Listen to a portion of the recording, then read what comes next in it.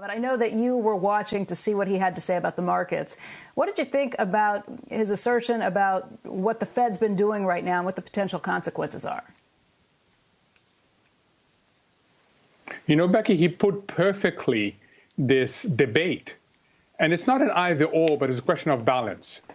And it's a question for the marketplace. Would you rather have the blanket support of the Fed, as we did this time around, or would you rather have Warren Buffett's rescue financing, as we did in 2008? People will argue either side of this. He pointed out that on the one hand, you get the Fed normalizing markets quickly, but on the other hand, you get people who shouldn't be borrowing, raising money. And that's the issue for capitalism. You know, what's better? My own sense is the Fed went too far in going to the high yield market. But I understand why they did it, and time will tell what the consequences are.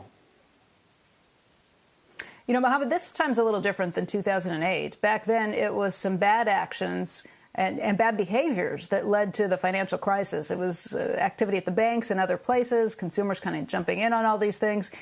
Warren said this time's different, as we all know it. This was nobody's fault. None of these companies did anything wrong. They just got slapped first by the pandemic and then by the shutdown of the economy, saying we're not going to let people go out. So in a situation like that, should the government be more responsive like this? Because, again, we're not talking about moral risk. We're not talking about moral hazard or anything that anybody did wrong. It's a pandemic, and it's a government response to that pandemic to just shut the economy down. So first, it should be which part of government? Should it be the Fed with it, or should it be the Treasury? Second, what rules should govern this? Should there be certain terms in terms of behaviors of what you expect these companies to do? And finally, and I think Warren Buffett put it really clearly, you know, you and Andrew and Joe have pointed out, he was more cautious. It was a very sobering tone because he kept on saying, we don't know what's ahead. He kept on talking about a whole scenarios of possibilities, not a baseline, which is very different from 2008-9. He talked about tail risk on and on again. He talked about balance sheet strength. This notion of we don't know what's ahead. And he warned us not all the problems emerge on the first day. So, you know, there's also an issue of how quickly should you step in with these blanket support from the Fed. Look, if you were talking about the Treasury, and there were principles governing bailouts, I would be with you. But the Fed opened up the high yield market for almost everybody. And that raises the specter of zombie companies. And we've got to be careful about this because that eats away at what makes America special. And that's the reason why we don't ever bet against America, because of its dynamism. Mohamed, Buffett also said that there are scenarios, worst-case scenarios, that he can imagine that he didn't want to talk about because he didn't want to make it more likely to happen. Worst-case scenarios, and that's what he wants to make sure that Berkshire Hathaway is prepared for and has this fortress defense about. When you start thinking about some of those things, not that they're likely, but what would be a potential worst-case scenario in terms of how the economy reacts? So he gave us examples. I think airlines are an example where he said, you know what, behavior has changed.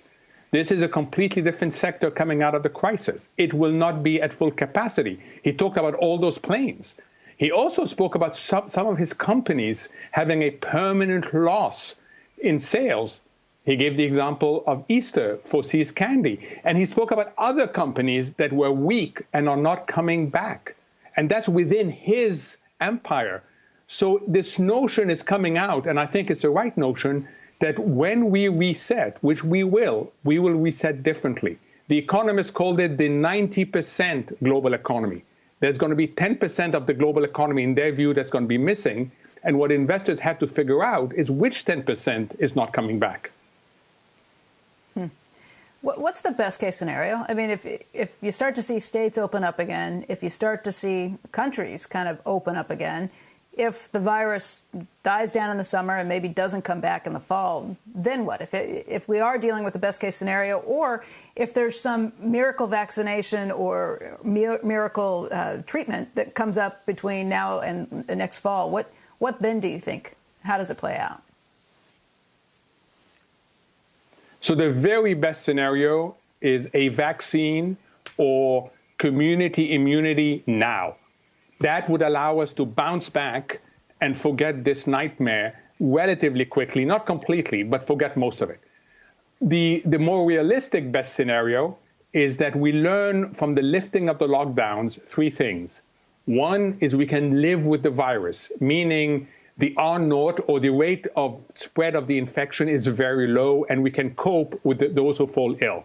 Two, we learn that consumer behavior hasn't been damaged in a fundamental way. People will go back and re-engage. And three, we learn that companies are willing to go back and are not resizing, which you keep on hearing over and over again. My hope is as we go through this lockdown and we lift it, we see all three things. It is a right tail. It's not the baseline. It is a right tail, but we should monitor it very quickly and hope that it materializes.